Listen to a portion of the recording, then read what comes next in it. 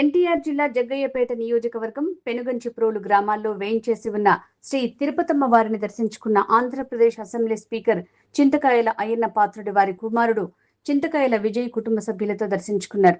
దేవస్థానం EO Maheshwar Reddy వారిని సాదరంగా వేద పండితుల నడుమ స్వాగతం పలికి అమ్మవారి దేవస్థానం వేద పండితులతో ఆశీర్వచనం చేయించారు. అనంతరం దేవస్థానం ప్రాంగణంలో మొక్కలు నాటారు.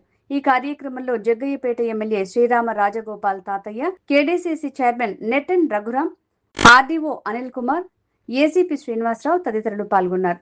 మరి ఈ రోజు చాలా ఆనందంగా ఉంది. ఎందుకంటే నేను 20 సంవత్సరాల నుంచి కూడా అమ్మవారి ప్రభావం గురించి నాకు తెలుసు.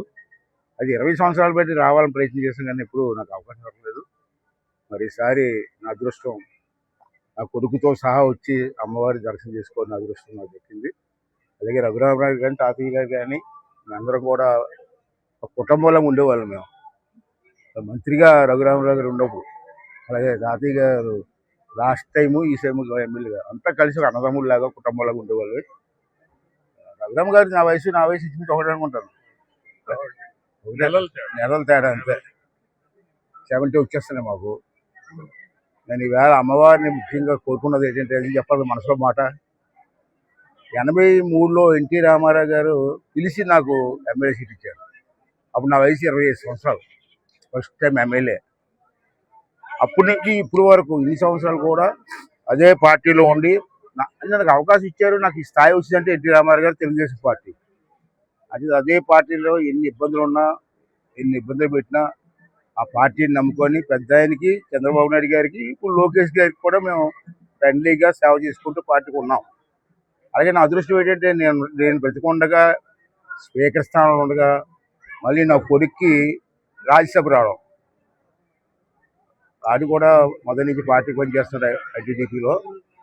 నేను దేవుడికి కొన్నానంటే, నాకు ఏ స్థైర్యాన్ని ఇచ్చారో, బ్లెస్సింగ్స్ అని ఇచ్చారో దేవుడు కూడా, అమ్మవారు కూడా మా అబ్బాయికి అందరికీ కూడా ఆ స్థైర్యాన్ని, ధైర్యాన్ని ఇచ్చి ఆశీర్వదించి, నేను ఇప్పుడు వరకు నేను సేవ చేశాను. రాబోయే రోజుల్లో ఈ పార్టీకి మా కొడుకు సేవ చేయాలి. ఆ అవకాశం వాళ్ళు కల్పించుకొని అమ్మవారిని మనసుకుంటున్నాం. ఏంటంటే, ఈ రాష్ట్రం బాగుండాలంటే ఒక మంచి నాయకత్వం కావాలి. మంచి నాయకత్వం ఉంటే రాష్ట్రం బాగుంటుంది. అంటే రాష్ట్రం ముందు ముఖ్యం, పార్టీ తర్వాత రెండు. పార్టీ బాగుంటే రాష్ట్రం బాగుంటుంది. అంటే రాష్ట్రం బాగుండాలని కోరుకున్నాను.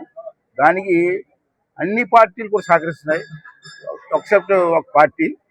వాళ్ళకి కూడా మనసు మార్చమని కోరుకున్నాను. రాష్ట్రం ముఖ్యం, ఏ పార్టీ ఏదండి. మీరు ఓడిపోయారు, మేము గెలిచాం. 5 సంవత్సరాలు మేము చేసి మంచి కార్యక్రమం మీరు కూడా సపోర్ట్ చేస్తే రాష్ట్రం బాగుంటుంది. అంటే వాళ్ళకి కూడా మనసు మార్చి నేను చేసే మంచి కార్యక్రమాలకి వాళ్ళు కూడా సహకరించాలని మనస్ఫూర్తిగా అమ్మవారిని కోరుకుంటున్నాను. కూడా చెప్పడం జరిగింది ఏ విధంగా చేస్తే బాగుంటుందని.